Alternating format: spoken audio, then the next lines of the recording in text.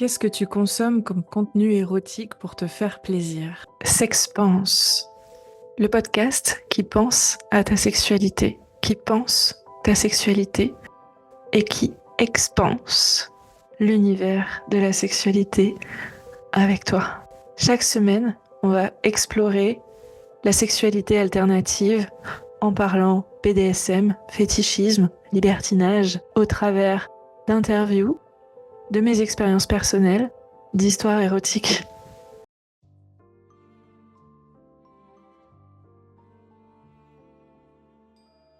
Cette semaine, je vais recevoir euh, une personne hyper sympa, souriante, et je pense qu'il va énormément vous intéresser. Mais je ne vous en dis pas plus, on va parler d'histoires érotiques, et à mon avis, ça va être chaud.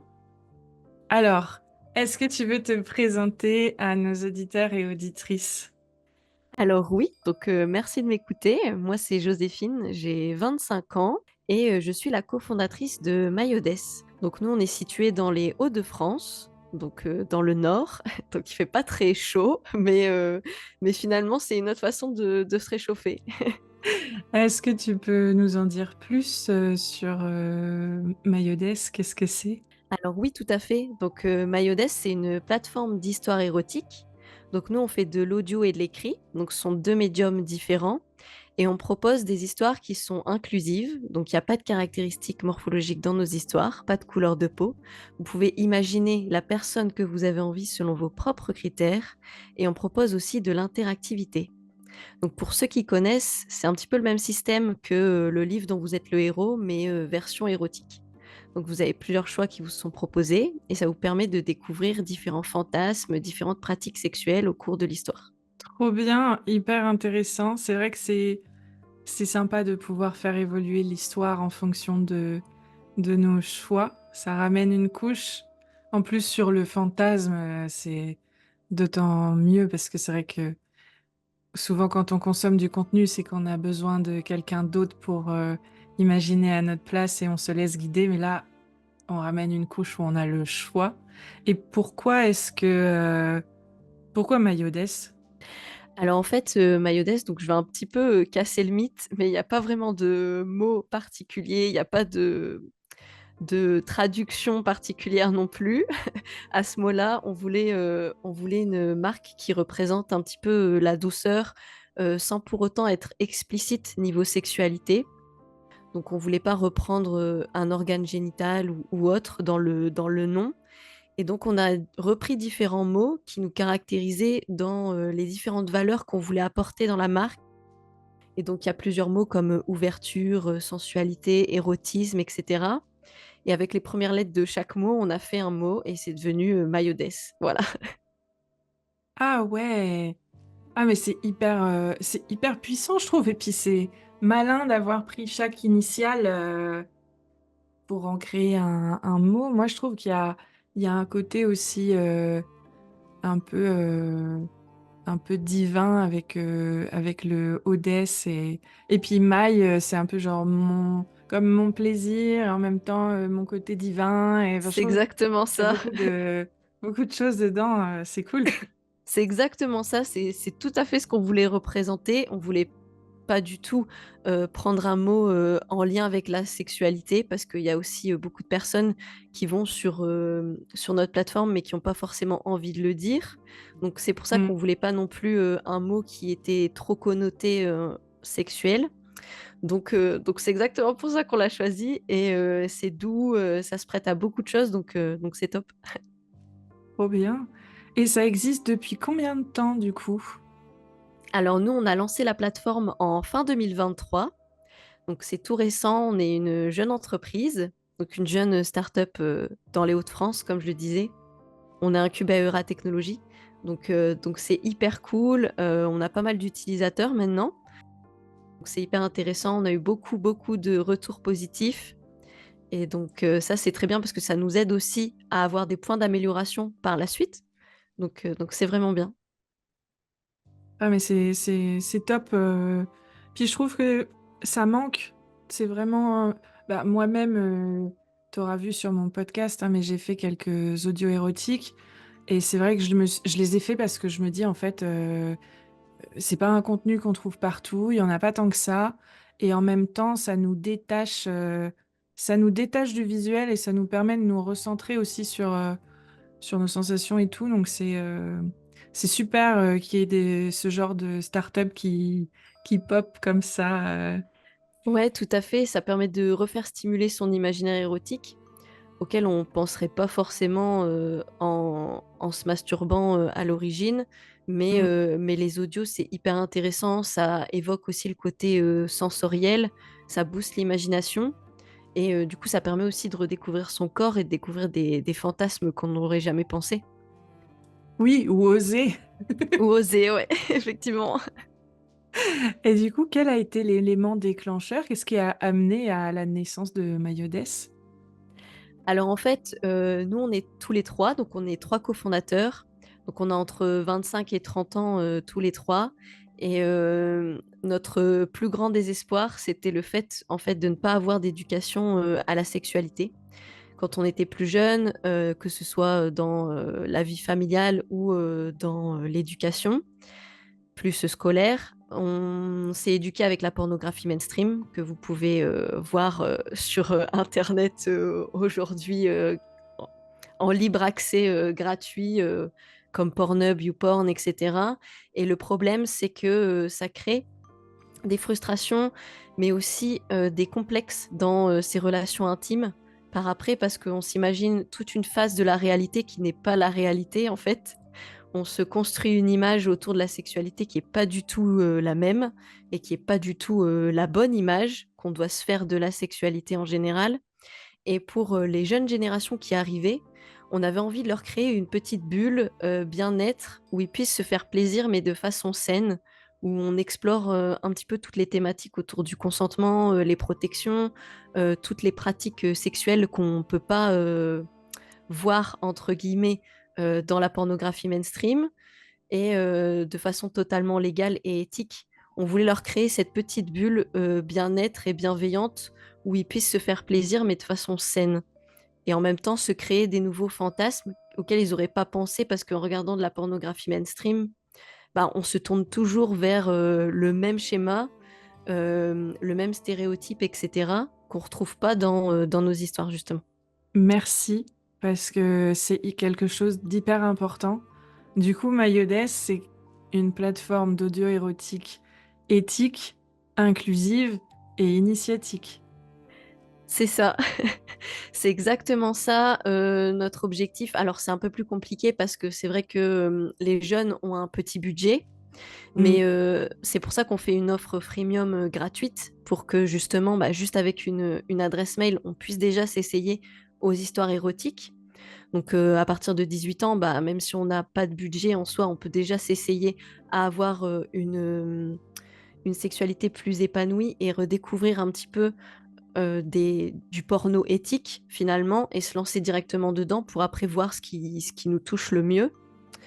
Donc c'est exactement ça en fait. C'est vraiment cette notion initiatique où on voulait reprendre, bah, aider les jeunes finalement à avoir une sexualité épanouie et saine, sans complexe, sans stéréotypes, se dire bah voilà, moi j'ai cette forme de sein là, bah, c'est tout à fait normal en fait. Si j'ai pas d'orgasme à ce point-là, bah c'est normal. Il faut peut-être que je découvre mon corps différemment, que j'apprenne sexuellement, etc. Et bah, tout ça, c'est OK en fait. Il n'y a pas d'injonction ou il n'y a pas de stéréotypes à avoir. Euh, Chacun est libre de vivre sa sexualité comme il l'entend et comme il le veut. Et qu'est-ce qui te plaît, toi, dans cette activité? Alors, je dirais la diversité, déjà dans un premier temps, parce que bah, tu rencontres plein de gens totalement différents. Moi, je suis amenée à travailler avec des marques, avec des professionnels. Et donc, en fait, toutes ces discussions différentes autour du même sujet qu'est la sexualité, mais de façon totalement différente, parce qu'on a chacun aussi des appétences qui sont différentes, il y a aussi des sensibilités qui sont différentes, il y a certaines personnes avec qui je peux parler de maternité et sexualité, il y en a d'autres, ça va être le cancer après la sexualité, d'autres, ça va être plus les jeunes ou comment se détacher de la pornographie mainstream. Donc en fait, c'est vraiment cette diversité-là que je trouve hyper intéressante. Et qui est hyper encourageante en fait à continuer de faire le travail qu'on est en train de faire parce que il y a, il y a tellement un besoin de se faire plaisir, mais de façon saine, et qu'on a du mal à trouver à l'heure actuelle, que c'est hyper important de développer ce côté-là. Et après, le second temps, j'aurais dit la bienveillance. Alors ça, c'est nous, de notre côté, où on a créé cette bulle un peu bienveillante dans notre espace de travail, donc avec les gens avec qui on travaille, où on a envie vraiment voilà, d'être authentique. Voilà, si on a quelque chose à dire, on va le dire. On est de façon mais très bienveillante. On peut discuter de tout, se donner des conseils, etc. Et c'est ça qui est hyper aussi hyper intéressant pour l'avenir en fait. Et c'est hyper important, notamment dans la sexualité. En plus, aujourd'hui, on parle beaucoup de sexualité positive, on parle beaucoup du consentement. Donc, la bienveillance, c'est le maître mot. Tout à Et fait. la diversité aussi, parce que comme tu le dis, ben, et c'est même dans le nom de mon podcast, Sexpance, c'est aussi pour une sexualité en expansion. Mm, C'est mm. un univers qu'on ne fait que découvrir toute sa vie. Toute sa vie, on apprend sur sa sexualité, la sexualité des autres, et il y a énormément à découvrir. Je pense qu'une vie n'est pas suffisante, euh, Je suis d'accord avec toi. d'où le fait que c'est passionnant. Oui, c'est exactement ça, mais c'est comme tu le dis, t'as pas assez de toute une vie pour tout explorer parce qu'il y a tellement de sexualités différentes, etc. Et c'est pour ça que j'aime le dire, c'est que bah, c'est OK parce que on a tous des parcours et des chemins de vie qui sont différents et on peut explorer son corps de façon différente, même redécouvrir son corps à 40, 45 ans, etc. Mais c'est OK parce qu'on est dans un univers où on est bienveillant et que bah, il n'y a pas de jugement à avoir sur chaque personne. Donc voilà, nous on accueille tout le monde. Hmm. Et du coup, on a commencé un peu à aborder le sujet, mais quelles sont les particularités des histoires qu'on peut trouver sur Mayodes? Alors en fait, bah, comme on le disait un petit peu tout à l'heure, c'est qu'on a des histoires qui sont sans caractéristiques morphologiques. Donc le but, c'est vraiment de laisser place à son imagination, de pouvoir découvrir un petit peu la personne qu'on a envie, selon ses propres critères. Donc admettons, eh ben, il y a une histoire où, alors moi, je vais imaginer un homme de cette façon-là, et puis bah, une autre personne va l'imaginer d'une autre façon, ou vice-versa, etc. Et c'est ça qui a la beauté de l'inclusivité, parce que finalement, c'est pas juste un corps stéréotypé, c'est chacun peut choisir comme il a envie, en tout cas s'imaginer dans sa tête la personne ou son fantasme, que ce soit féminin, masculin, non-genré, etc., qu'il a envie, qu'il ou elle a envie pour se faire plaisir. Donc ça, c'est le premier point qu'on voulait absolument mettre au sein de nos histoires. C'était hyper important pour nous. Et le deuxième point, c'était plus l'interactivité. Donc, comme je le disais tout à l'heure, c'est un petit peu le livre dont vous êtes le héros, mais version érotique pour le coup. Et donc, on voulait un petit peu ce système où on puisse choisir, donc devenir acteur ou actrice de l'histoire. Donc, en ayant plusieurs choix qui vous sont proposés, et en fonction de vos choix, vous avez des suites, des fins différentes. Donc, par exemple, on a une histoire qui se passe dans l'Orient Express. Donc, c'est une série autour de l'Orient Express. Donc, à l'époque du train mythique, donc on a Margaret de Montmorency qui fait le voyage de Paris à Constantinople. Et donc, on est dans cette immersion aussi par l'audio, donc en technologie d'audio à 360 degrés, où bah, vous avez tous les bruits d'ambiance qui sont qu'on retrouve à travers le train et le voyage. Donc, vous pouvez entendre le train. Donc, à l'époque, c'était un train à vapeur. Donc, donc voilà, vous pouvez entendre les bruits des portes, des wagons, des verres s'ils sont en train de boire quelque chose, des pas, etc. Plus l'ambiance sonore, donc musicale, qu'il y a aussi derrière. Donc, l'objectif, c'est vraiment de rentrer en immersion totale dans l'histoire. Et par exemple, Margaret de Montmorency, bah, elle est amenée à faire un choix dès le début. Bah, est-ce qu'elle va rester seule dans sa cabine? Parce que c'est un train couchette. Donc, est-ce qu'elle va rester seule dans sa cabine ou est-ce qu'elle va décider d'aller voir son majordome? Et à partir de ce moment-là, eh ben, l'utilisateur, l'utilisatrice va avoir une action sur l'histoire. Et en fonction de son action, il y aura des suites, des fins différentes et différentes aussi pratiques sexuelles. Ok, super. Ça veut dire qu'on peut faire plusieurs fois le voyage de l'Orient Express et ne pas avoir la même histoire. C'est top. C'est exactement ça. C'est exactement ça. On peut refaire le voyage plusieurs fois. Et en plus, il y a 5 épisodes. Donc, on peut refaire l'histoire plusieurs fois et avoir différentes pratiques sexuelles et découvrir le voyage différemment. Ok, c'est top. Et toi particulièrement, qu'est-ce que ça t'a apporté les histoires érotiques? Alors, moi, j'aurais dit en plus globalité, c'est vraiment qu'est-ce que Mayodes m'a apporté dans ma vie de tous les jours. Hmm. Et aussi les histoires érotiques, du coup, qu'est-ce qu'elles m'ont apporté. Alors, ça nous a permis, en tout cas tous les trois, et moi particulièrement, de redécouvrir un peu notre sexualité. Parce que comme je le disais, on fait partie des jeunes qui n'ont pas eu d'éducation à la sexualité. Et donc, c'est aussi difficile des fois de se détacher du porno mainstream et donc de pouvoir recréer des histoires. Et là, comme c'est nous les créateurs, bah, on crée un petit peu les histoires. Alors, c'est pas forcément qu'on a envie parce qu'on fait voter aussi la communauté, c'est notre objectif. Parce qu'on s'est toujours dit, bah, on crée pas des histoires pour nous, on les crée pour tout le monde. Donc notre objectif, c'est que la majorité des gens soient satisfaits avec les histoires qu'on sort. Mais c'est vrai que ça m'a apporté beaucoup de choses. Je suis beaucoup plus sereine dans mes relations intimes, etc. J'apprends aussi à redécouvrir mon corps avec nos histoires. Alors c'est un peu, c'est un peu, voilà, comme je le disais, je l'écris pas, on l'écrit pas que pour nous, mais ça en fait partie aussi. Donc c'est hyper intéressant. Et puis le fait de découvrir tout cet univers autour de la sexualité, bah, ça permet en soi, de se dire, bon, bah, ok, ce sujet qu'est la sexualité, bah, c'est plus un tabou, en fait. Genre, moi, mon métier, c'est de parler de sexualité aussi au quotidien. Et ben, je parle de ça comme si je pourrais parler de fenêtres, de jardinage, etc. Pour moi, il y a plus de tabou. Et en fait, je peux explorer tous les pans de la sexualité tester plein de choses, être beaucoup plus ouverte d'esprit en fait sur cette thématique en général. Et ça, c'est vraiment ce qui m'a beaucoup apporté aussi avec les histoires érotiques, parce que ça permet de découvrir des nouveaux fantasmes. Même quand on a une communauté qui nous dit, ah bah tiens, vous pourrez tester ci, vous pourrez tester ça. Des fois, c'est des choses auxquelles on pense pas forcément. Et on se dit, ah bah ouais, purée, ça pourrait être hyper intéressant. Et c'est ça, ouais. Je pense que je dirais l'ouverture d'esprit et le fait de sentir beaucoup plus en cohérence avec soi-même. Parce Hmm. que d'avoir appris à se connaître, etc., sur le plan plus intime. Ouais, donc t'as un côté lâcher prise, un côté ouverture, et puis où tu te retrouves et puis tu t'acceptes toi-même dans ton C'est exactement unicité. ça.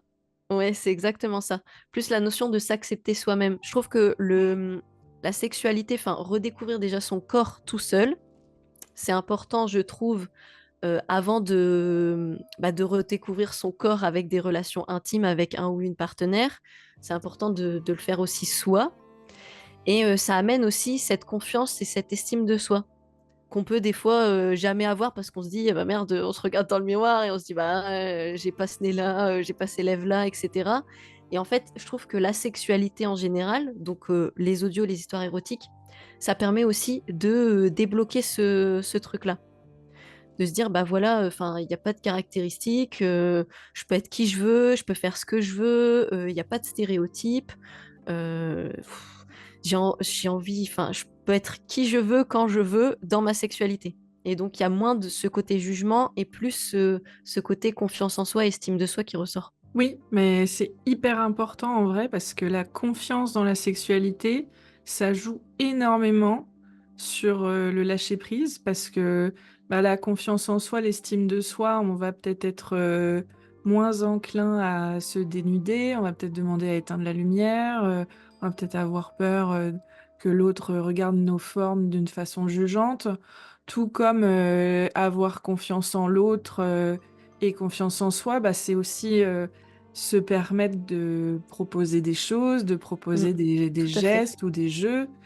Et ça joue énormément. Et le lâcher-prise, c'est aussi la porte au plaisir, à l'orgasme et tout. Donc, Ouais. si on n'arrive pas à se détendre et à se relâcher, on peut rester bloqué pendant un petit moment. C'est vrai, je suis d'accord avec toi. C'est vrai que le lâcher prise, c'est hyper important dans la sexualité. Et bah, finalement, les histoires érotiques, c'est un peu ce côté-là. Alors moi, personnellement, je suis plus écrit que audio. Mm. Mais c'est vrai que pour ma part, la littérature érotique, oui, ça permet ce côté de lâcher prise, de se dire, bah voilà, je découvre un fantasme que j'avais jamais pensé, ou finalement, bah, ça me donne des idées supplémentaires que, pareil, j'aurais jamais pensé explorer parce que j'avais pas cet imaginaire-là. Et ouais, c'est hyper intéressant. Et si Mayodes devait laisser une trace dans le monde, qu'est-ce que tu voudrais apporter au monde? Alors moi, j'aimerais bien que ça évolue en termes de sexualité, notamment que ce soit beaucoup moins tabou. Moi, ce que j'aurais aimé, c'est que on puisse. Bah, alors ça, c'est vraiment une grande vision du monde, hein. Vas-y, on est entre nous. Mais moi, mon idéal, ce serait qu'il y ait des cours d'éducation à la sexualité à l'école, etc. Et que dans les études supérieures, on leur propose des accès à du porno éthique. Alors, soit des codes de réduction, soit des choses comme ça, mais au moins qu'on les informe sur le fait que, bah voilà, maintenant vous avez 18 ans, parce qu'après ça c'est un autre sujet, mais voilà, vous avez 18 ans, maintenant c'est légal pour vous d'aller sur des sites de pornographie. Bon, bah, ok, mais on vous propose des solutions pour y aller de façon saine et ok. Alors après, il y aura peut-être des écoles qui aimeraient franchir le pas en se disant, bah voilà, moi je prends le parti pris de faire des cours de sensibilisation et en même temps je leur offre un accès pendant un mois, etc., à une plateforme. Alors ça, ce serait totalement génial. Je pense pas qu'un jour ça arrivera, mais ce serait totalement génial. Mais vraiment le fait de pouvoir... euh, comment j'allais dire, unborder, entre guillemets, les jeunes générations qui arrivent, bon, à partir de 18 ans. Après, c'est de l'éducation sexuelle avant, mais nous, en tout cas, pour notre part, à partir de 18 ans, en leur disant, bah voilà, faites-vous plaisir sainement. Et ce serait top parce que bah ok, on peut le faire maintenant avec des jeunes de 25, 35 ans, enfin même des personnes de 45, voire plus, etc. Mais la génération qui va arriver demain, bah, c'est les jeunes qui sont aujourd'hui. Donc notre objectif, si aussi plus tard on veut un monde qui soit plus bienveillant, qui ait moins de stéréotypes, qui ait plus d'égalité homme-femme, bah, ça passe aussi par la pornographie. Et donc c'est hyper important d'éduquer, de sensibiliser les jeunes d'aujourd'hui. Oui, je suis complètement d'accord. Je rejoins ta vision. Ça serait vraiment génial si on pouvait arriver à ça. Surtout qu'aujourd'hui, il n'y a plus le Minitel, le téléphone rose. On est clairement à une ère où le contenu pour adultes est devenu très graphique, visuel et même les publicités pour lingerie, elles sont beaucoup plus explicites qu'avant. Et après, dans les films, c'est différent. C'est beaucoup moins explicite qu'avant. Mm, Mais mm. sur Internet, par contre, on s'est lâché à fond. C'est vrai. C'est vrai. Et puis même à l'époque, enfin, je veux dire, comme tu dis, maintenant le contenu pour adultes, c'est en libre accès sur Internet.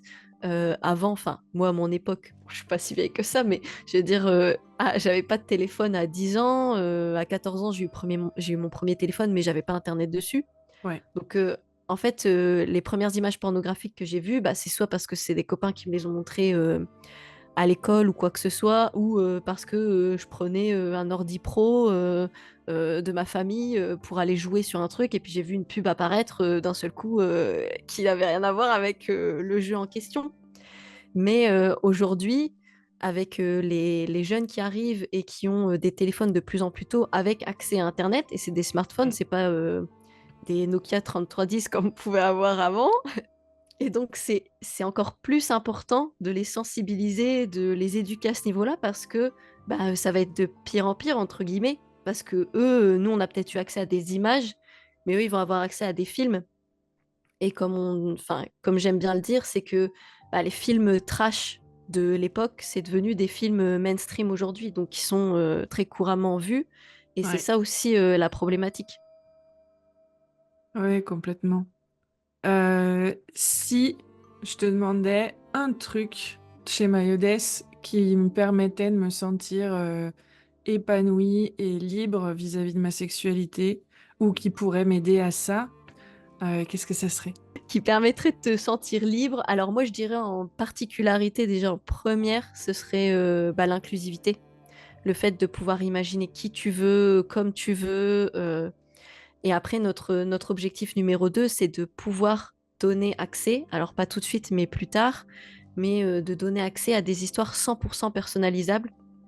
Donc que l'utilisateur ou l'utilisatrice puisse faire sa propre histoire avec ses propres fantasmes, ses propres critères, l'environnement qu'il a envie, euh, les personnages qu'il a envie de mettre dans son histoire, les prénoms, etc.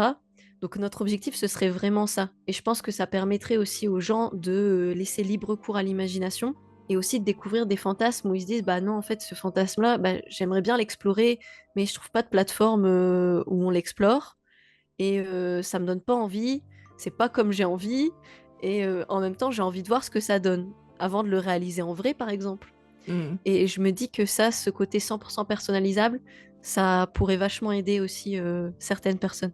Je pense que ça serait assez dingue, ouais, parce que c'est vrai qu'il y a des trucs qu'on trouve pas encore aujourd'hui, ou alors vraiment dans le fin fond du fin fond du web, ou en trouvant d'autres personnes qui ont à peu près les mêmes envies, de Hmm. pouvoir construire ce qu'on a dans la tête et qu'on nous le raconte, ou que ce soit compté entre guillemets, sans qu'on ait nous à réfléchir vraiment au truc. Je pense que ça pourrait vraiment être hyper puissant et vraiment plaire. Ouais. C'est une super.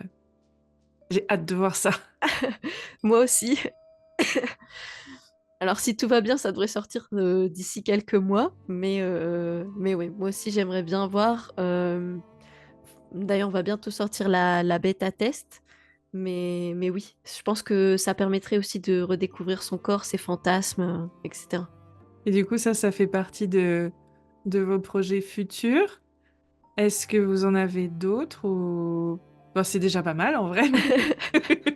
Alors, notre principal projet futur, c'est ça. C'est exactement ça. Et voilà. Donc, le but, c'est de pouvoir créer son histoire 100% personnalisable. Alors, j'entends aussi les personnes qui vont dire, ah oui, mais moi, j'ai pas de fantasme, etc. Alors, bah, forcément, pour ces personnes-là, il y a une fonction qui est aléatoire. Donc, si jamais vraiment on n'a pas de fantasme, on n'a pas d'idée sur le moment, eh ben, on peut faire une histoire aléatoire. Et puis en fait, il faut se sentir libre là-dessus. C'est que quand on dit 100% personnalisable, bah, c'est pas l'utilisateur ou l'utilisatrice qui va écrire son histoire, parce que sinon ça n'a plus d'intérêt, mais c'est plus où on va lui poser des questions et puis elle répondra en fonction de ses envies, soit par un mot, soit par une phrase, etc., etc. Oui, c'est ça. On se laisse guider dans la création du scénario, entre guillemets, et puis derrière, il y a vos petites mains magiques qui vont générer un truc qui va nous plaire, quoi. C'est exactement ça. C'est super. Et du coup, est-ce qu'il y a aussi des histoires qui vont sortir prochainement? Combien d'histoires est-ce que vous arrivez à publier? Alors, on arrive à publier environ 4 nouvelles histoires par mois. Et alors pour les nouvelles sorties, donc en ce moment on est sur bah, déjà on continue de sortir la série de l'Orient Express parce qu'on n'a pas sorti les 5 épisodes. Donc les prochains épisodes vont arriver dans les semaines à venir. Et puis après on a d'autres sorties. Donc nous on fonctionne par organes génitaux et pas par orientation sexuelle. Donc les prochaines histoires c'est plus des histoires de pénis ou de clito qui vont arriver et des histoires un peu plus classiques en solo. Donc masturbation pénis, masturbation clito, etc. Mais tout seul en solo pour essayer un peu de bah, justement toujours se redécouvrir dans son bien-être intime et apprendre à s'explorer, mais tout seul et de façon plus calme, on va dire, ou un peu plus posée. Alors ça, je trouve ça super parce que bah, typiquement, moi, en séance, je rencontre beaucoup de clients et clientes qui ne savent pas comment se faire plaisir seuls et qui ont besoin d'être guidés, d'avoir des idées qui n'ont même pas exploré, par exemple, qui sont restés sur un type de caresse en particulier, Mmh. mais qui n'ont pas exploré le fait de se caresser avec les draps ou de se frotter avec des coussins et qui ont besoin au final de créativité et d'aide pour savoir innover tout seul. Donc ça, je pense, c'est vraiment... il y a besoin. Ah bah, je te rejoins là-dessus. Et oui, bah oui, notre objectif, c'est aussi d'amener de la diversité. Donc, comme j'ai dit tout à l'heure, et puis aussi dans les histoires, c'est aussi ça. Donc, même si jamais vous avez des idées sur la mise en place, en termes de pratique, en termes de position, ou même que ce soit seul sur des caresses, comme tu l'as dit, des choses comme ça, bah, nous, on est toujours preneurs d'idées. Parce que bah, on a des cerveaux, mais aussi c'est un peu limité des fois en termes d'idées parce qu'on fait redécouvrir, enfin, on redécouvre un petit peu nous notre imaginaire érotique, mais bah, on a chacun notre propre imaginaire érotique et on crée pas pour nous. Encore une fois, on crée pour la communauté. Donc notre objectif c'est aussi d'avoir des idées supplémentaires. Et ouais, comme tu l'as dit, c'est pas facile des fois d'avoir un plaisir solo. Donc notre objectif, c'est aussi que les gens puissent le faire de façon saine et de redécouvrir un petit peu cette masturbation. Super, j'ai hâte d'écouter toutes ces histoires. Est-ce que tu veux ajouter quelque chose avant de la fin? Alors oui, la seule chose que j'aimerais bien ajouter déjà, c'est merci pour m'avoir accueilli. Avec Et plaisir. puis, la deuxième chose, c'est que à partir de fin juin, alors je ne sais pas quand l'épisode sera diffusé, mais au moment de la diffusion, on sera normalement en pleine campagne de financement participatif, notamment pour financer nos évolutions futures. Donc n'hésitez pas à aller voir notre page KissKissBankBank, donc Mayodes, MYODE2S, et puis à nous suivre sur nos réseaux. Super, mais je mettrai le lien parce que je pense que vous allez sortir première semaine de juillet. Du coup, on sera pile dedans. Donc, Tout à fait. tu me partageras le lien et je le mettrai dans la description. Comme ça, les gens pourront aller participer. Et je vous invite à le faire parce que ça promet quand même du lourd et j'espère qu'on va vous écouter pendant des années. Oui, tout à fait. Puis en plus, il y aura enfin, il y aura des accès forcément à tarif réduit à la plateforme. Donc ça, c'est vraiment exceptionnel parce que on le fait jamais. On a des fois des codes de réduction, mais là, cette réduction-là, on la fait jamais. Donc c'est vraiment exceptionnel pour la campagne de financement participatif. Et puis on a plein de petits accessoires, de goodies et tout super sympa. Donc franchement, allez-y, ça peut que vous faire plaisir, je suis sûre. Super, ben merci beaucoup pour cet échange. C'était très riche en informations et j'ai beaucoup apprécié. Bah, merci à toi aussi pour cet échange. C'était très intéressant. Et puis, à bientôt.